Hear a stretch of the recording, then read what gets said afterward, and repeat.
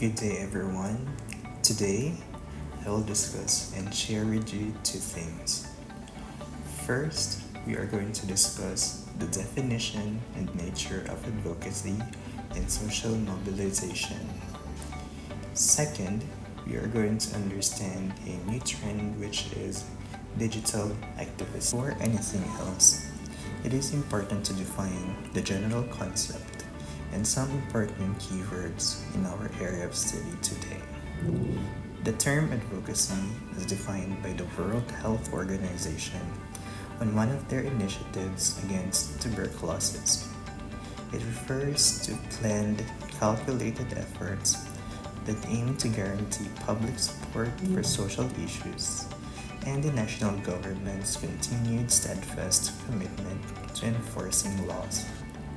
It frequently concentrates on influencing funders, policymakers, and global decision making through a variety of means, including conferences, civil society organizations, news coverage, political events, and partnership meetings. Advocacy itself has three types: policy advocacy, program advocacy, and media advocacy. So, what is policy advocacy?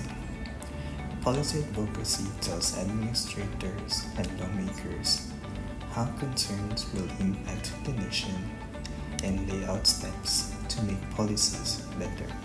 An organization promoting the prohibition of smoking in certain public areas is an example of this type of advocacy.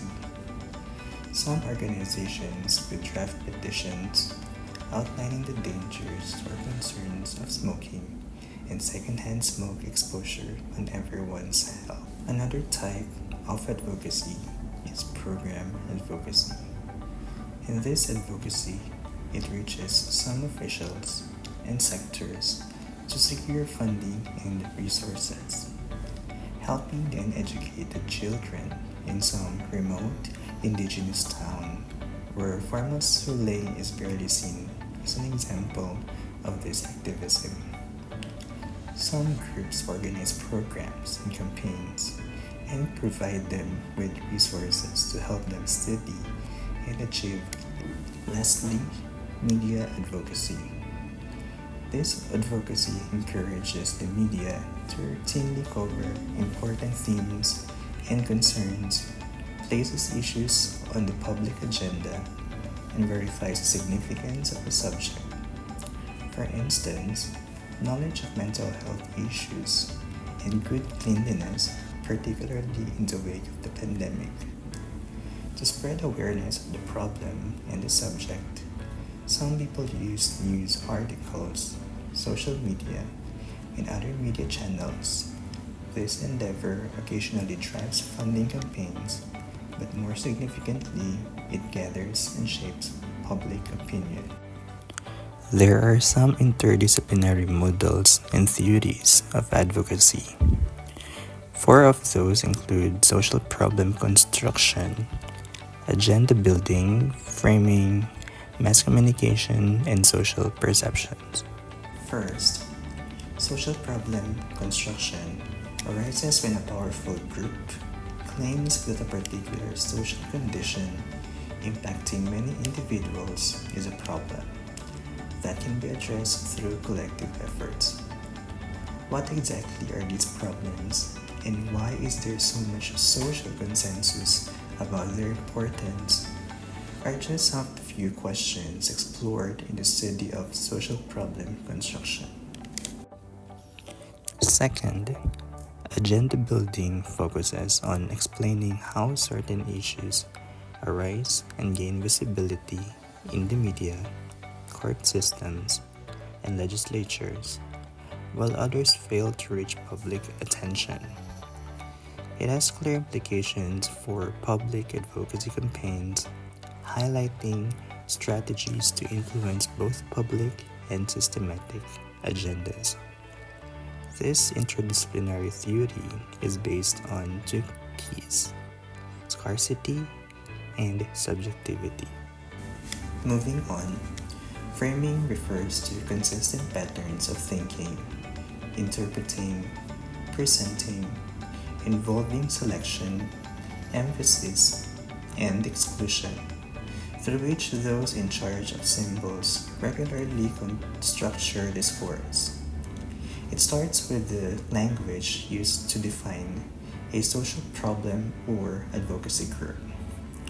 Once an advocacy group establishes its own themes or terms and arguments, it often works to persuade the media and policymakers to adopt its terminology over that of opposing groups.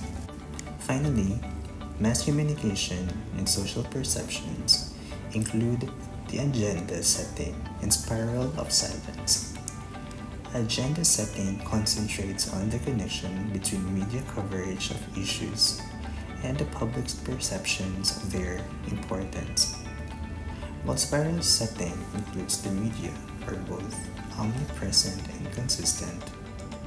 Also, they are widespread and their content tends to be relatively the same within a given society. This combination fosters climates of opinion that surrounds individuals presenting a largely uniform portrayal of social reality. Now let's move to another area, the social mobilization. The goal of social mobilization is to gather community members and other interested parties to increase community involvement for certain causes. A wide range of participants, including decision makers, the media, non-government organizations, policymakers, corporate sectors, and associations, engage in these discussions and initiatives. I'll offer an example based on the United Nations Social Mobilization and Advocacy Campaign, specifically on tuberculosis. The advocacy of Vietnam and Peru reaches a national audience. The people have been educated and encouraged to use the service and finish tuberculosis treatment through the influence of mass media. To involve the public in the initiative, professionals and some volunteers have received counseling and communication training. Treatment abandonment has significantly decreased as a result of this. In addition to educating the public, community mobilization lessens the stigma attached to tuberculosis. Now, moving to the second part. Digital activism emerged due to the speed, reliability, scalability, low cost of digital networks, and wide-reaching potential. It advocates for comprehensive and specialized actions or practices. This activism campaigns for exhaustive and exclusive activities or practices. Let's differentiate between exhaustive and exclusive practices in digital advocacy. In an exhaustive digital activism, it comprises all social and political campaigning practices that use digital network infrastructures. On the other hand, exclusive digital activism excludes practices that are not examples of this type. In the context of digital activism, it encompasses both the digital technologies employed in a specific campaign and the economic, social, and political environment in which technologies are being used. Before I end this talk, let me ask this one question to all. What do you think are some of the potential challenges and concerns that come along with the use of digital platform for activism and advocacy? And how can advocates navigate these issues while ensuring that their initiatives remain impactful?